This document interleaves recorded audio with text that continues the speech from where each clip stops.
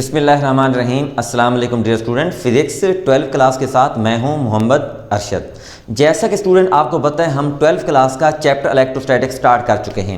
आज हम स्टार्ट करने जा रहे हैं कूलम्स लॉ। अगर स्टूडेंट आपने इससे पहले वाला लेक्चर नहीं देखा तो आप आई बटन में जाकर वो पहले वाला लेक्चर देखें ताकि आपको ये वाला लेक्चर अंडरस्टैंड करना ईजी हो जाए। आज के लेक्चर में स्टूडेंट हम डिस्कस करने जा रहे हैं कूलम्स लॉ, जो कि एक्सप्लेन करता है इंटरएक्शन बिटवीन 2 पॉइंट चार्जेस को और उन पॉइंट चार्जेस के दरमियान मैग्नीट्यूड ऑफ फोर्स को एक्सप्लेन करता है। और उसके बाद हम देखेंगे कि मैग्नीट्यूड ऑफ फोर्स किन किन फैक्टर के ऊपर डिपेंड करती है और उसके बाद कूलम्स लॉ की वेक्टर फॉर्म डिस्कस करेंगे। उसके एंड के ऊपर हम डिस्कस करेंगे कि कूलम्स फोर्स के ऊपर मीडियम का क्या इफेक्ट होता है। तो चलें जी हम स्टार्ट करते हैं कूलम्स लॉ को। स्टूडेंट ये हमने एक चार्ज ले लिया जिसको नेम दे दिया Q1 और इसको हम नेम दे दिया Q2। दोनों पॉजिटिव चार्जेस हैं। पॉजिटिव चार्ज आपस में रिपेल करता है, ये हम लोअर क्लासेस में पढ़ चुके हैं और इससे पहले लेक्चर के अंदर भी हम डिस्कस कर चुके हैं। अगर नेगेटिव होता तब भी रिपेल करता। अब उसके बाद अगर एक नेगेटिव है एक पॉजिटिव है, ये आपस में अट्रैक्ट करते हैं। इनकी जो फोर्स ऑफ इंटरेक्शन फोर्स होती है, इनकी line of action of force इनके सेंटर पॉइंट से पास करती है, इसलिए कूलम फोर्स को हम सेंट्रल फोर्स भी कहते हैं। सेंट्रल फोर्स से मीन स्टूडेंट ये है कि अगर इस फोर्स की लाइन को हम एक्सटेंड करें अट्रैक्टिव फोर्स को चाहे रिपल्सिव फोर्स को, तो ये line of action of force in charges के सेंटर से पास करती है। उसके बाद इसमें मैंने डिस्कस किया कि कूलम्स लॉ की स्टेटमेंट को। कूलम लॉ की स्टूडेंट स्टेटमेंट ये है the electrostatic force between 2 point charges. 2 point charges के दरमियान जो इलेक्ट्रोस्टैटिक फोर्स है directly proportional to the product of charges. ये प्रोडक्ट ऑफ चार्जेस के directly proportional and inversely proportional to the square of distance between their centre. इसमें student हम बात कर रहे हैं पॉइंट चार्ज की। पॉइंट चार्ज किसे कहते हैं? अक्सर स्टूडेंट को ये कन्फ्यूजन होती है कि पॉइंट चार्ज हम कहते हैं किसी स्मॉल बॉडी को। अगर हम इमेजिन करते हैं कि मेरे पास एक मेटेलिक फुटबॉल है, इतनी बड़ी फुटबॉल है, उसको मैंने चार्ज कर लिया, तो क्या वो पॉइंट चार्ज होगा? सोचें क्या होगा? बिल्कुल वो पॉइंट चार्ज होगा। पॉइंट चार्ज का साइज मैटर नहीं करता। पॉइंट चार्ज स्टूडेंट हम उसको कहते हैं कि when the size of charge is negligible as compare to distance between them. अगर हम एक फुटबॉल लेते हैं, एक फुटबॉल मेरे पास है और एक फुटबॉल आपके पास है, आपके पास और मेरे पास उनके ऊपर अगर चार्जेस हैं और डिस्टेंस अगर बहुत ज़्यादा है तो वो फुटबॉल को भी हम पॉइंट चार्ज कंसीडर कर सकते हैं। अब उसके बाद नेक्स्ट मैंने ये लिखा है कि कूलम्स लॉ की लिमिटेशन क्या है। स्टैटिक चार्ज के ऊपर अप्लीकेबल है। स्टैटिक का मतलब क्या है? जो चार्ज रेस्ट में होता है। अब उसके बाद उनके दरमियान डिस्टेंस एटलीस्ट जितना भी चार्ज का साइज कम से कम हो तो उसके दरमियान डिस्टेंस 10⁻⁻15 से ग्रेटर होना चाहिए। और तीसरे नंबर पर मैंने ये लिखा है कि वो charges spherical shape point shape की शक्ल में होने चाहिए। अब उसके बाद स्टूडेंट इसको हम मैथमेटिकल फॉर्म में अगर हम लिखें तो इसकी मैथमेटिकल फॉर्म स्टूडेंट ये बनेगी कि F is proportional to Q1 Q2 और दूसरी statement F is proportional to 1/r का स्क्वायर। यहाँ हम इसको पढ़ सकते हैं F is inversely proportional to the square of distance between their centre. अब दोनों को अगर हम कंबाइन करते हैं F is proportional to Q1 Q2/r square. अगर हम इसको कांस्टेंट ऑफ प्रोपोर्शनैलिटी को अगर रिमूव करें तो ये फार्मूला स्टूडेंट बनेगा F is equal to K Q1 Q2/r square. इस लॉ को स्टूडेंट हम नेम देते हैं कूलम्स लॉ। अब इसमें जो K है, K की वैल्यू इसको हम यूनिवर्सल कांस्टेंट नहीं कहते हैं, इसकी वैल्यू चेंज होती रहती है। इसकी वैल्यू डिपेंड करती है मीडियम के ऊपर। मीडियम अगर हम चेंज करते जाएंगे तो इसकी वैल्यू जो है वो चेंज होती जाएगी। अब मज़ीद इसमें स्टूडेंट आप ये देख सकते हैं कि अगर हम R की वैल्यू को अगर बढ़ाते जाएंगे, अगर चार्जेस के दरमियान डिस्टेंस बढ़ाते जाएंगे तो चार्जेस का आपस में इंटरेक्शन कम होता जाएगा और फोर्स की वैल्यू भी कम होती जाएगी। अगर चार्जेस को हम बढ़ाते जाएं तब फोर्स की वैल्यू बढ़ती जाएगी। अगर दोनों चार्जेस को डबल कर दें फोर्स 4 टाइम इंक्रीज कर जाएगी। अगर डिस्टेंस को हम डबल कर दें, फोर्स की वैल्यू 4 टाइम डिक्रीज कर जाएगी। अब हम स्टूडेंट इसको फर्दर हम एक्सप्लेन करते हैं। अब ये जो स्टूडेंट जो के है, के को हम फर्दर ये लिख सकते हैं, K is equal to 1/4 pi epsilon, 4 pi epsilon, epsilon naught नहीं लिख रहा। अब इसकी दो टाइप्स हैं। अब इसको फर्दर हम इसको लिख सकते हैं कि 1/4 पाई एप्सिलॉन नॉट, और इसकी एक और टाइप लिख सकते हैं 1/4 pi epsilon naught epsilon R. अब स्टूडेंट इसका मीनिंग क्या होगा? इसकी वैल्यू जो है वो फिक्स है। ये वाली value this one and this type this one, इसकी वैल्यू स्टूडेंट फिक्स है, जिसको हम लिखते हैं 9 × 10⁹ न्यूटन मीटर स्क्वायर पर कूलम स्क्वायर। ये वाली वैल्यू स्टूडेंट फिक्स है, जो कि हम कंसीडर करते हैं वैक्यूम के लिए या फ्री स्पेस के लिए, फ्री स्पेस के लिए। इसको हम एयर के लिए भी तकरीबन हम स्टूडेंट यही ट्रीट करते हैं। अगर कोई वैल्यू, अगर हम ये वाली वैल्यू जो है, इसकी वैल्यू स्टूडेंट फिक्स नहीं है, क्योंकि एप्सिलॉन आर की वैल्यू अगर चेंज होती जाएगी तो इसकी वैल्यू चेंज हो जाएगी। इसकी वैल्यू जो है वो मीडियम के साथ हम इसकी वैल्यू को चेंज करते जाएंगे। अब उसके बाद जो के है, के की वैल्यू के बारे में हम लिखते हैं स्टूडेंट, ये डिपेंड करता है मीडियम के ऊपर, मीडियम के ऊपर डिपेंड करता है इसकी वैल्यू, और दूसरे नंबर पर इसकी वैल्यू डिपेंड करती है सिस्टम ऑफ यूनिट्स के ऊपर, कि जो इसके अलावा बाकी जो क्वांटिटीज हम यूज़ कर रहे हैं उनके यूनिट्स हम कौन से यूज़ कर रहे हैं उसके ऊपर इसकी वैल्यू डिपेंड करती है। अब उसके बाद अगर एप्सिलॉन नॉट की वैल्यू अगर हम कैलकुलेट करना चाहें इस फार्मूले से, तो एप्सिलॉन नॉट की वैल्यू स्टूडेंट आ जाएगी 8.85 × 10⁻⁻12 coulomb square newton metre square. अब स्टूडेंट इसका मीनिंग ये हुआ कि जब उन चार्जेस के दरमियान एयर होगी या वैक्यूम होगा तो उसके लिए ये वाला फार्मूला फिक्स हो जाएगा। अगर उसके दरमियान हम मीडियम रखेंगे, जो हम आगे जाकर डिस्कस करेंगे, तो उसकी वैल्यू जो है वो उस मीडियम के मुताबिक चेंज होती जाएगी, इंक्रीज़ करेगी, डिक्रीज़ करेगी, वो हम आगे जाके डिस्कस करते हैं।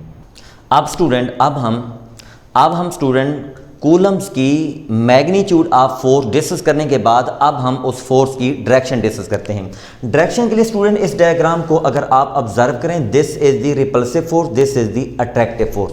अट्रैक्टिव फोर्स हो या रिपल्सिव फोर्स हो तो उनकी डायरेक्शन फोर्सेस की हमेशा अपोजिट होती है।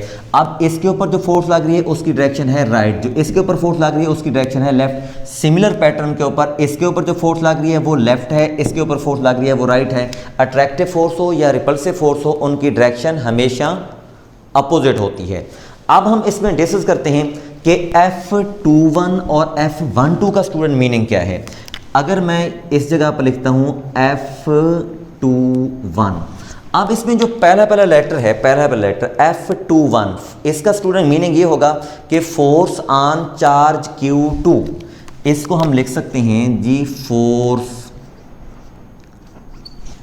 On charge Q2। किस वजह से फोर्स लग रही है? Due to charge Q1 and vice versa. अगर हम F12 की बात करें, इसका स्टूडेंट मीनिंग क्या होगा कि force on charge Q1 due to charge Q2, क्योंकि ये म्यूचुअल फोर्स है, इंटरेक्ट करती है दोनों चार्जेस के आपस में इंटरेक्शन की वजह से। अब हम बात करते हैं फोर्स ऑन चार्ज Q2। इसको अगर हम लिखते हैं force on charge Q2, Q2 के ऊपर जो फोर्स लग रही है उसकी मैथमेटिकल फॉर्म हम लिख सकते हैं F21 is equal to 1/4 pi epsilon naught Q1 Q2 over R square. अगर हम स्टूडेंट इसको यहाँ तक रखते हैं तो ये बिल्कुल रॉन्ग होगा, क्योंकि this one is a vector, this one is a scalar. तो अब हमें साथ यूनिट वेक्टर लगाना पड़ेगा, 2 1, this is the unit vector. अब हम अगर लिखते हैं कि फोर्स ऑन चार्ज Q2, उसकी मैथमेटिकल फॉर्म, तो ये हो जाएगा जी फोर्स ऑन चार्ज Q1। इसको हम लिख सकते हैं F12 is equal to vector का साइन लगाएंगे 1/4 epsilon naught Q1 Q2 over R square, और यूनिट वेक्टर हम यहाँ पर लिख देंगे 1 और ये 2 और ये दिस वन। अब हम स्टूडेंट इसकी फर्दर फॉर्म हम इसमें ये लिख सकते हैं, ये दोनों यूनिट वेक्टर हैं, इनकी मैग्नीट्यूड होती है 1 और डायरेक्शन है अपोजिट। तो इसको हम इस तरह भी लिख सकते हैं where R12 unit vector is equal to negative of R21।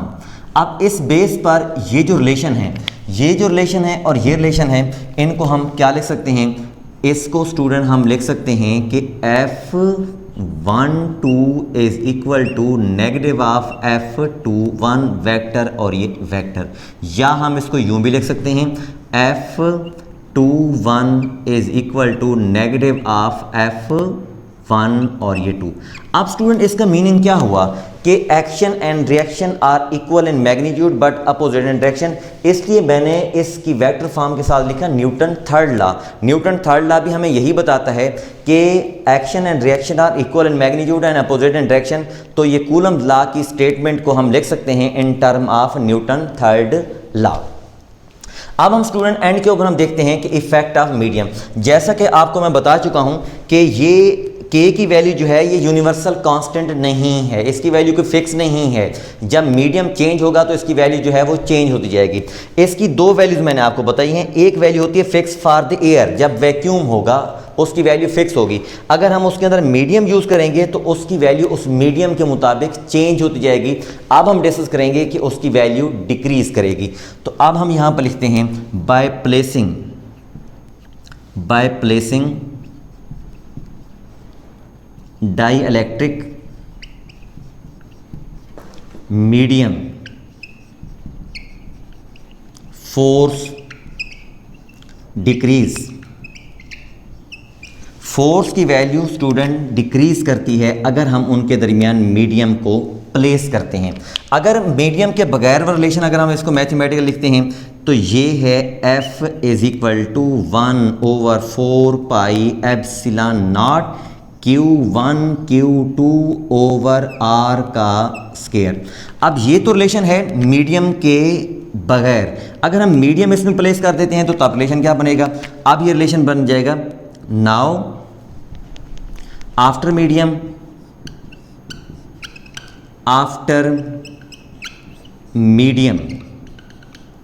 F prime is equal to 1/4 epsilon naught epsilon R Q1 Q2 over R का स्क्वायर। अब इसमें एप्सिलॉन R की वैल्यू डिपेंड करती है उस मीडियम के ऊपर, और उसके बाद हम इसको फर्दर ये लिख सकते हैं F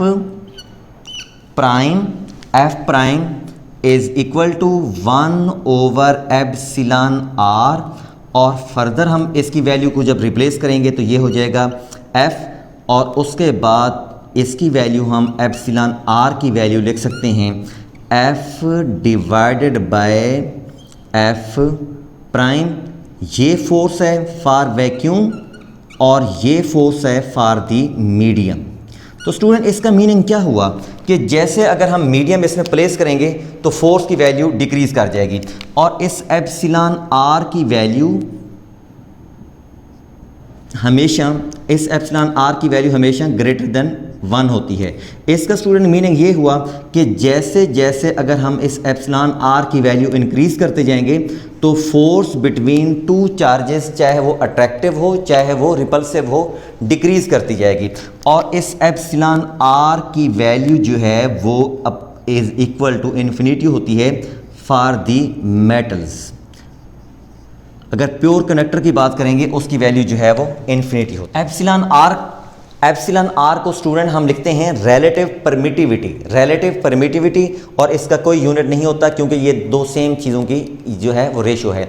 अब स्टूडेंट इसके अगर नेम के ऊपर गौर करें कि ये है परमिटिविटी का मतलब होता है किस चीज़ को परमिट करना, लेकिन इस मीडियम को रखने से उनके दरमियान फोर्स जो है वो डिक्रीज कर रही है।